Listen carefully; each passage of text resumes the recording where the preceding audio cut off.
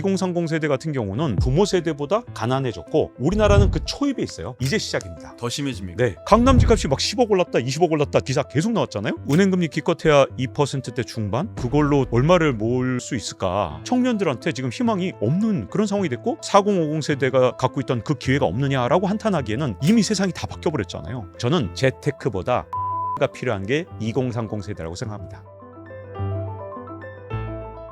안녕하세요, 한석준입니다. 우리 삶에 진짜 필요한 지식을 전하는 지식인 초대석. 오늘은 우리의 삶에 아주 밀접한 경제의 맥을 짚어주시는 전 KBS의 기자 박종훈 기자와 함께하겠습니다. 어서 오십시오. 네, 안녕하세요. 박종훈입니다. 자, 그러면 첫 번째 질문 한번 드려보겠습니다. 지금 2030 세대가요, 대한민국이 생긴 이래 처음으로 부모 세대보다 가난할 거다, 뭐 이런 얘기가 지금 나오고 있습니다. 한국은행에 따르면요, 2025년에 1분기 기준으로 해서 청년층의 변동금리 대출 비중이 전체 대출의 73%라고 합니다. 전 세대에 아울러서 가장 높은 수치라고 하거든요. 청년층이 이렇게 계속해서 빚이 많아지는 근본적인 이유는 뭔가요? 한국만이 아니고요. 전 세계적으로 일어난 현상이라 전 세계적으로 지금까지 어떤 일이 있었냐면 각국의 중앙은행들이 돈을 엄청나게 풀었거든요. 어떤 나라든 똑같습니다. 선진국은 다 똑같고요. 그런데 은행이 돈을 풀었을 때 어떤 문제가 있냐. 한국은행이 돈을 풀었어요. 그러면 제 주머니로 돈이 안 들어와요. 그 돈은 어디로 가냐면 100% 은행한테 갑니다. 근데 은행은 민주적으로 n분의 1에서 자 A씨 n분의 1입니다. B씨 n분의 1입니다. 이렇게 돈 안 줘요. 어떻게 돈을 주느냐. 돈이 많고 신용도가 높은 사람한테는 낮은 금리로 더 많은 돈을 줍니다. 그래서 한국은행이나 연준이 돈을 풀면 부자들한테 훨씬 더 유리하거든요. 특히 언제가 문제가 되느냐. 경제 위기가 오잖아요. 그러면 돈 풀죠.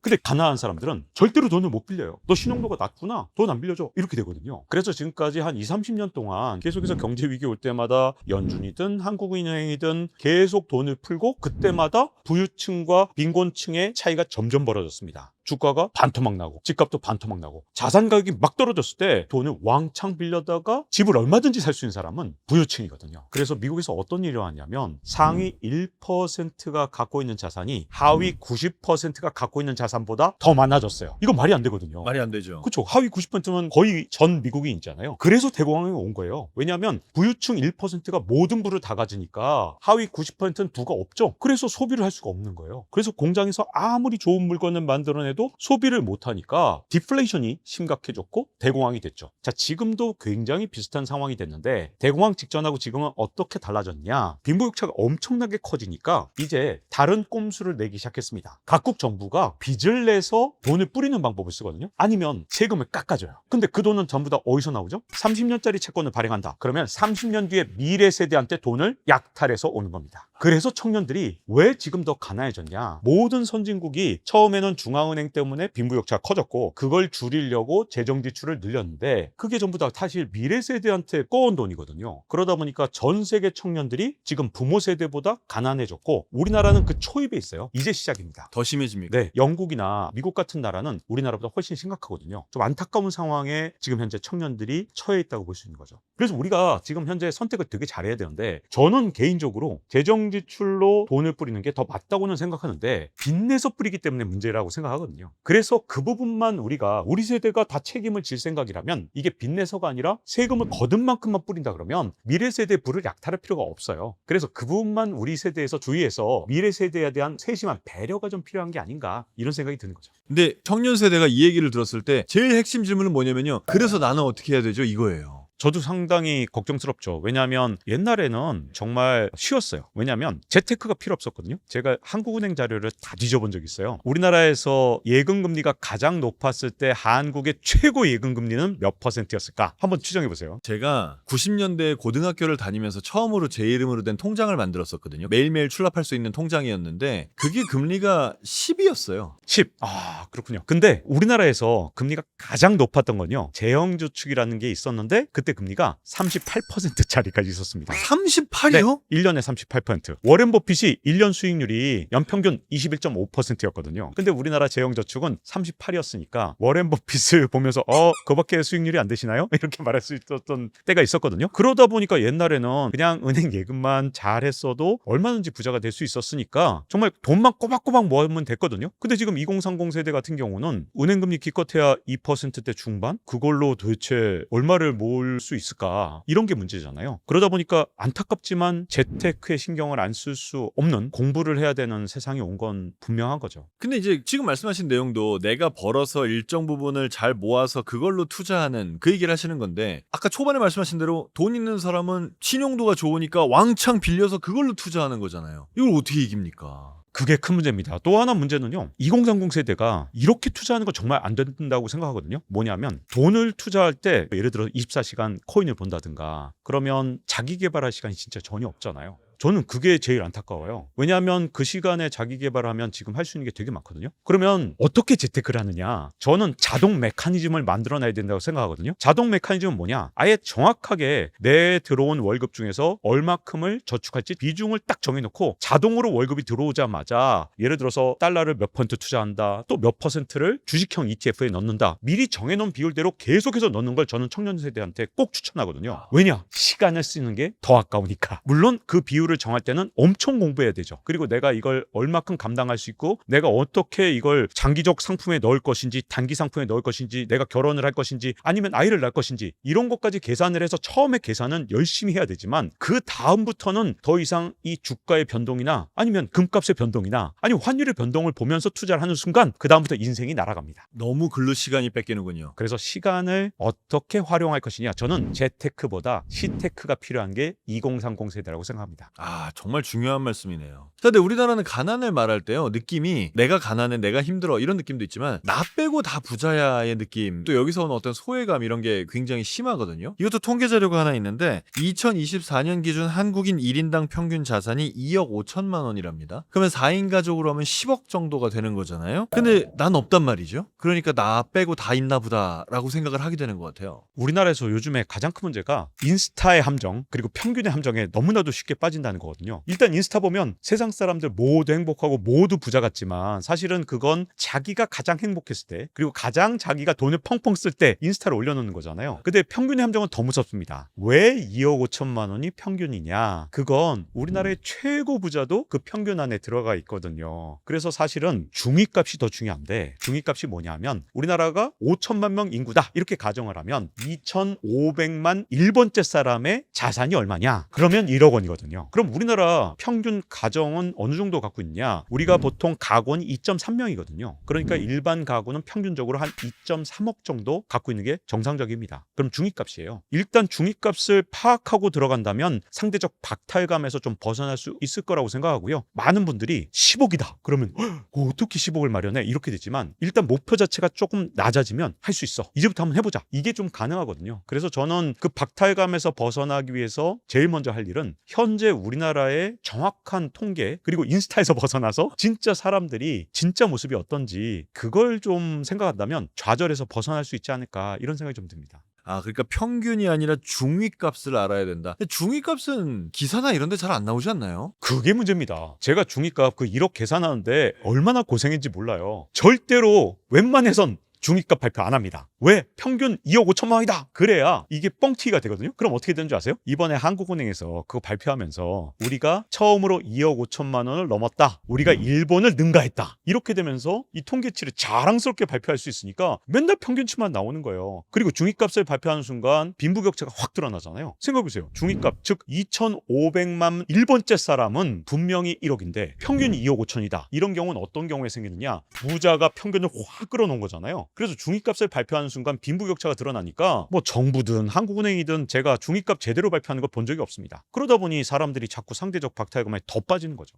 아니, 기자 시절에 이런 거 좀 취재하지 그러셨어요. 그때 저는 열심히 중위값 발표했습니다. 근데 계산하기 되게 힘들어요. 한참 계산해서 만든 거라 약간 오차가 있을 수 있습니다. 근데 대체로 1억에서 한 1억 천 사이인 거는 거의 맞을 것 같아요. 중위값이라는 개념은 같이 언론사에 근무했던 이런 저조차도 중위값으로 된 기사를 본 적이 없는 느낌이에요. 그렇죠. 그래서 사람들이 더 상대적 박탈감에 자꾸 빠지는 겁니다. 자산 얘기를 계속 하고 있으니까 이제 부자들의 자산이 어떤 식으로 구성이 돼 있나를 좀 보면 2024년에 우리나라 소득 상위 10%가 토지의 87%를 차지하고 있다. 이런 통계가 있더라고요. 엄청나죠. 우리나라처럼 부동산에 올인한 경우는 전 세계에서 정말 드물어요. 왜냐하면 국민들의 순자산의 한 75% 정도가 부동산이거든요. 그러면 다른 선진국들은 어떠냐? 일본하고 우리나라하고 문화가 좀 비슷할 것 같잖아요. 근데 일본은 38%밖에 안 돼요. 그리고 미국 같은 그런 선진국은 선진국 34%밖에 안 되고요. 유럽 국가들이 한 50% 안팎이거든요. 근데 우리나라는 부동산의 75%를 의존하고 있기 때문에 딱 이런 느낌입니다. 사람들이 돈을 버잖아요. 부동산으로 환전하는 느낌 있잖아요. 그러다 보니 부동산 가격이 떨어지면 대한민국의 국부 자체가 줄어드는 현상이 일어날 수밖에 없거든요. 이게 좀 안타까운 게 그 뒤로 어떤 정권이 들어서도 부동산 가격이 하락하는 건 그 정권의 미래하고 연관이 돼 있기 때문에 부동산 가격을 안정화시키는 정책을 제대로 쓸 수가 없는 거죠. 그래서 계속해서 부동산 가격이 올라가는 정책들이 어떤 정권이든 계속해서 반복돼 왔고, 그러다 보니까 부동산에 돈이 쏠리면서 무슨 문제가 생겼냐? 우리가 부동산을 수출해서 먹고 살 수가 없잖아요.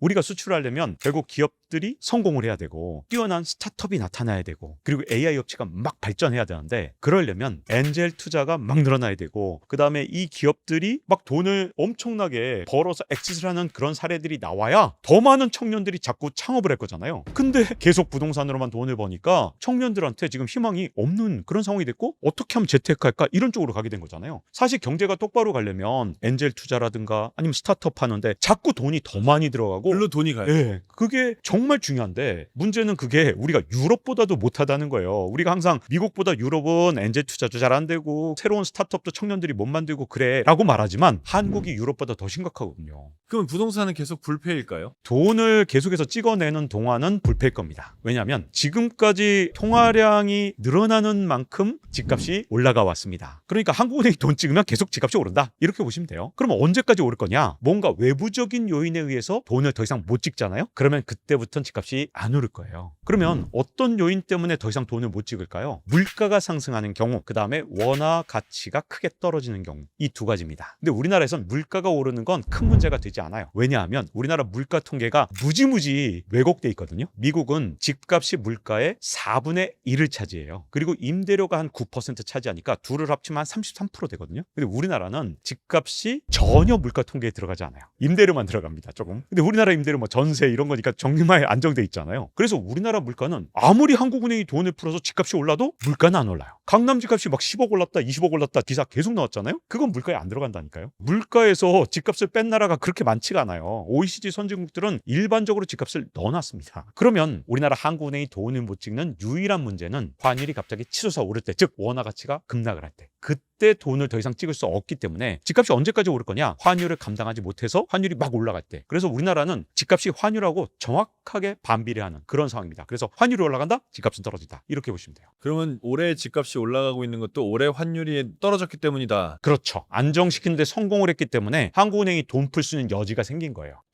재밌습니다. 이런 모든 것들이 다 서로 연관돼 있다는 게 참 너무 재밌고 너무 어렵고 그렇습니다. 최근에 유튜브 알고리즘에 부에 관한 것들이 참 많이 나오는데 아주 정반대의 내용이 있습니다. 어떤 하나는 1억만 모아봐라, 그 다음부터는 순탄할 것이다 라는 내용이고요. 어떤 하나는 1억 열심히 모아봐라, 그걸로 뭐라도 할 수 없을 것이다, 이런 내용도 있거든요. 뭐가 맞을까요? 저는 개인적으로 1억만 모으면 그걸로 뭘 할 수 있다, 이건 저는 좀 잘못된 접근이라고 생각해요. 1억을 모아가는 경험, 그 경험이 그분을 앞으로 이끌고 가는 힘이 될 건데 1억을 모은 다음에 시작해라, 이것도 벌써 제가 보기에는 좌절하게 만드는 거라고 저는 생각하거든요. 그 과정 속에서 굉장히 많은 걸 분명히 얻어냈을 거라고 생각하거든요. 1억은 정말 쉬운 돈이 아니잖아요. 쉬운 돈이 아니죠. 특히 아무것도 없을 때 처음 1억 모아볼 때는 정말 어렵죠. 그 경험이 그분을 벌써 한 단계 뛰어넘게 만들었기 때문에 저는 두 쪽 다 아니고 그 경험 자체가 굉장히 중요하다고 생각합니다. 그러니까 1억이 있어서 잘 되고 안 되고가 아니라 1억을 열심히 모아본 사람이 배우는 것이 있다. 그렇죠. 자, 그러면 젊은 세대 1억 모으려면 어떻게 해야 되나요? 이거 진짜 어려운데요. 사실은 이런 재테크 원칙을 2019년부터 계속 말씀을 드려왔는데, 저는 전 재산의 50%를 달러로, 그 다음에 전 재산의 10%는 금으로 이 원칙을 세웠습니다. 2019년에 그런 원칙을 세웠던 이유는 뭐냐면, 일단 우리나라가 미국보다 더 빠른 속도로 돈을 찍고 있어요. 그러면 어느 돈이 더 가치가 낮아질까요? 당연히 우리 원화죠. 그리고 두 번째는 전 세계가 돈을 너무 많이 찍었거든요. 그러면 사람들은 다시 금으로 갑니다. 금 투자를 2019년에 제가 KBS 채널에 나와서 한번 얘기한 적이 있어요. 그게 뭐였냐면 제목이 KBS 경제부장이 알려주는 금 투자에 관한 모든 것이었습니다. 그랬더니 악플로 완전 도배된 거죠.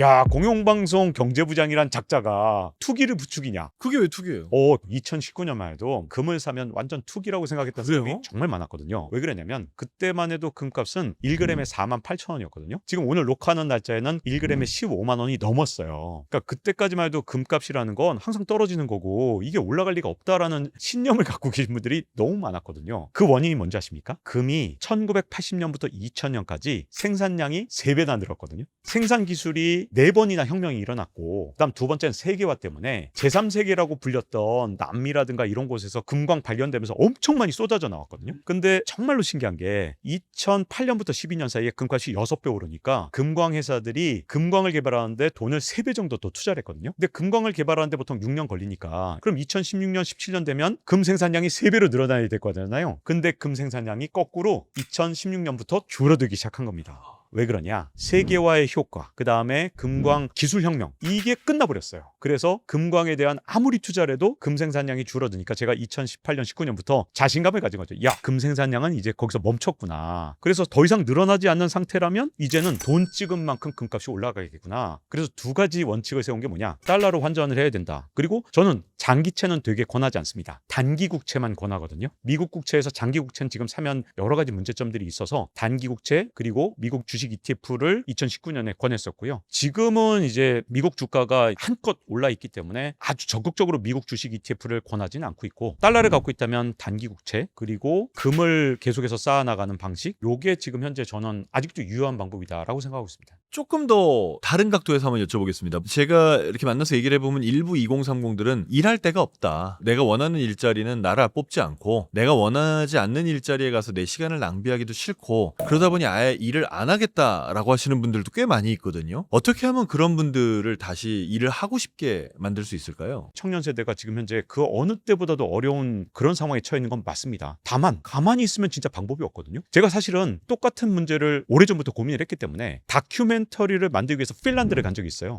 핀란드에서 노키아가 망한 적이 있거든요. 아이폰이 등장하기 전까지만 해도요. 노키아가 전 세계 시장 점유율 50%를 넘었거든요. 그 정도로 엄청난 기업이었는데 노키아가 망했다는 건 우리나라로 치면 삼성전자 2개가 망한 거랑 똑같거든요. 그만큼 핀란드에서 노키아가 차지하는 비중이 엄청난 힘을 갖고 있는데 이게 망해버리니까 당시에 이제 핀란드에 있는 알토대 명문대학교 공대인데 이 학생들이 전부 다 취업이 안 되는 거예요. 한 해 몇만 명씩 뽑던 그런 기업이 갑자기 취업을 아무도 안 시켜주니까 이 학생들이 어떻게 했느냐, 다 같이 모여서 창업 연구하고 동아리 연구하다 보니까 거기서 나온 게 앵그리버드라든가 이런 놀라운 다시 혁신들이 나타났거든요. 그래서 그걸 제가 취재하러 간 적이 있는데 어쨌든 핀란드는 그 이후로 정말 대단한 창업 국가로 변신을 했죠. 성장률이 다른 유럽 국가들하고 평균 정도였거든요. 삼성전자 2개가 망한 나라에서 유럽 평균 성장을 했다. 그렇게 생각하면 핀란드 엄청 성장했네 라고 생각할 수 있는 거죠. 그게 왜 가능했냐? 계속 새로운 창업하고 이 청년들이 어떻게 했느냐? 야, 우리 시장 너무 작아. 인구가 600만 밖에 안 돼. 그러니까 미국에다 직접 장사를 시작하자. 그래서 분명히 핀란드에서 창업을 했는데 장사의 대상은 어차피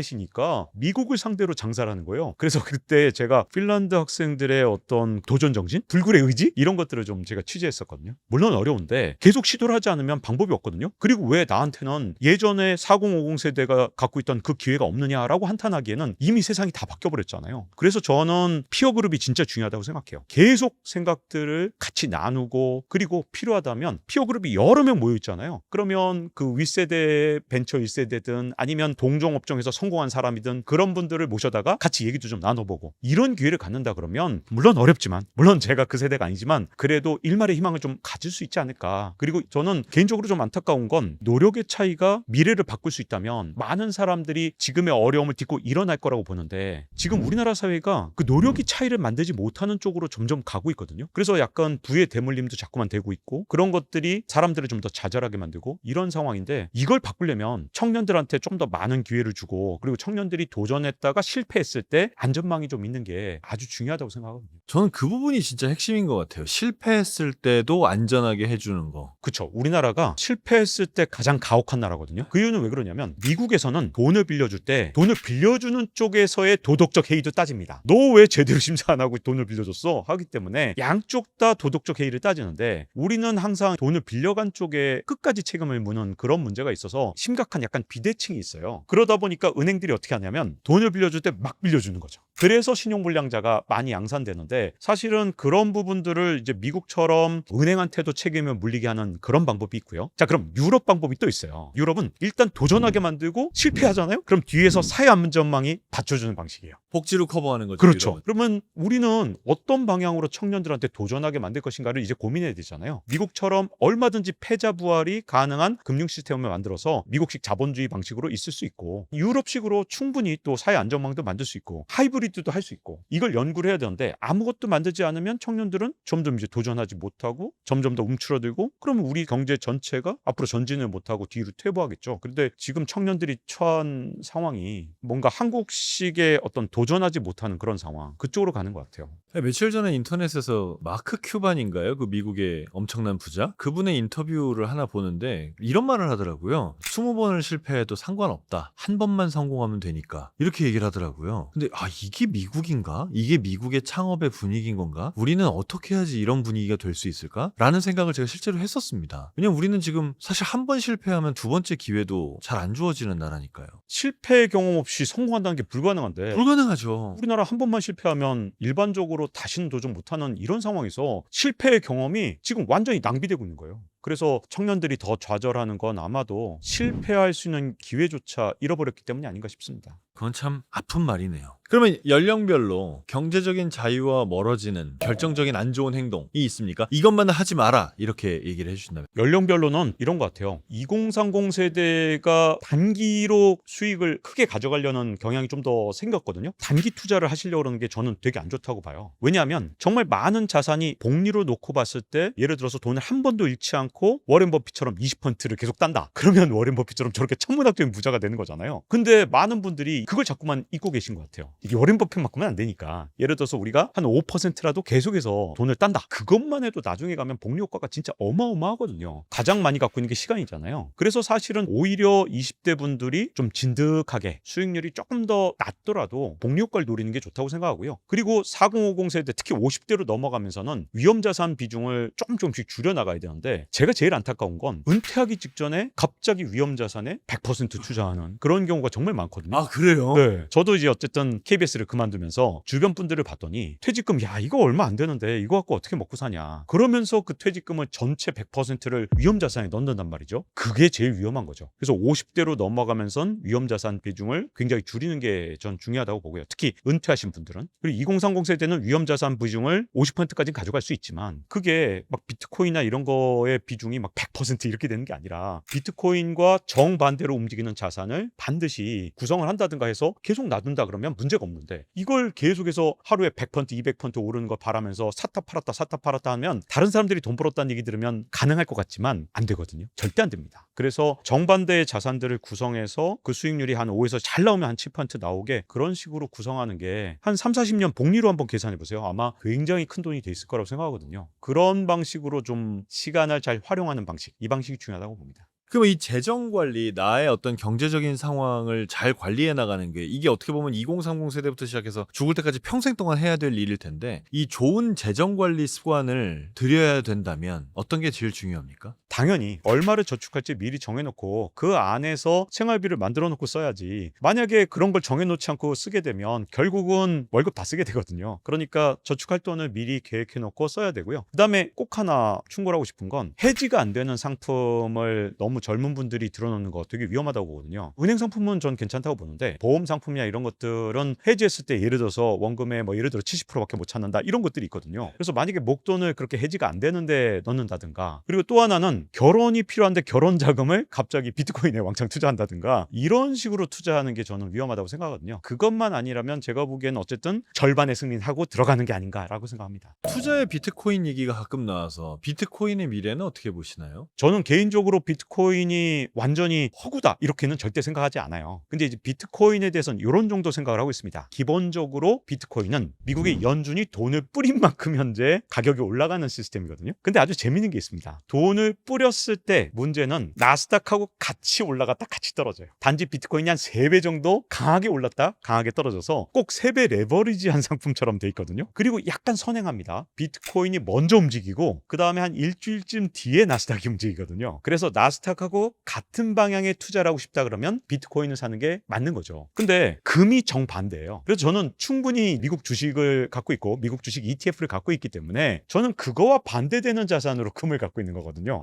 해칭 용도군요. 네, 그렇죠. 그래서 정말 흥미로운 게 뭐냐면 2008년 글로벌 금리가 왔을 때 미국 주가가 반토막 난 적이 있었거든요. 거의. 맞습니다. 네. 네, 난리 근데 났었죠. 그때 금값은 크게 안 떨어졌어요. 한 1-20% 처음에 떨어졌죠. 왜? 경제 위기가 오니까 금도 팔아야죠. 근데 미국 정부가 온갖 방법으로 재정 지출을 하고 연준이 통화 정책으로 돈을 엄청 뿌렸잖아요. 그러면 먼저 뭐가 올랐냐? 금값이 먼저 올랐습니다. 금값은 6배나 올랐어요. 근데 오히려 미국 주식은 그보다 좀 덜 올랐거든요. 그 당시에도. 다만 금도 너무 믿으면 안 되는 게 경제 위기가 오잖아요. 그럼 금도 팔아요. 사람들이. 왜냐면 생활비를 마련해야 되니까. 다만 미국 연준이 돈을 뿌리잖아요. 그러면 금값이 바로 또 튀기 시작하죠. 그래서 비트코인은 나스닥하고 순방향 자산, 그리고 금은 나스닥과 역방향 자산으로서 포트폴리오에 넣어둘 필요가 있다라고 보는 거죠. 자, 그러면 이 방송을 보는 사람들이 오늘 얘기 이외에도 평소에 좀 거시경제 공부를 할 필요가 있다, 여기저기서 정보를 받아들일 필요가 있다라고 생각하실 텐데 그렇게 끝인사를 한번 좀 해주시죠. 지금 새로운 세상이 왔죠. 옛날에는 우리 국내만 보면 됐습니다. 근데 이제는 트럼프 대통령이 기침을 하면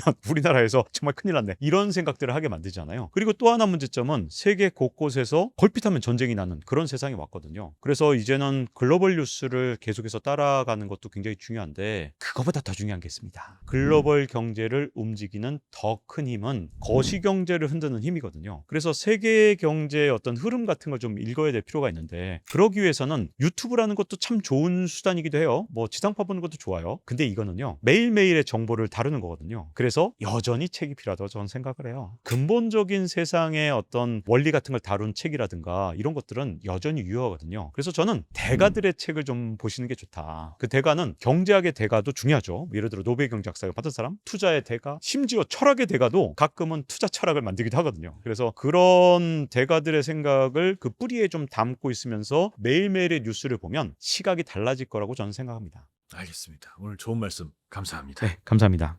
여러분, 오늘 얘기 들으면서 어떻게 들으셨는지 모르겠습니다. 경제학을 쉽게 설명해 주시는 우리 박종훈 기자님의 얘기가 여러분의 경제 생활에, 여러분의 경제적 자유를 얻는데 도움이 됐기를 진심으로 바랍니다. 자, 지식인 초대석 오늘 박종훈 기자와의 첫 번째 시간은 여기서 마무리 짓겠습니다. 고맙습니다.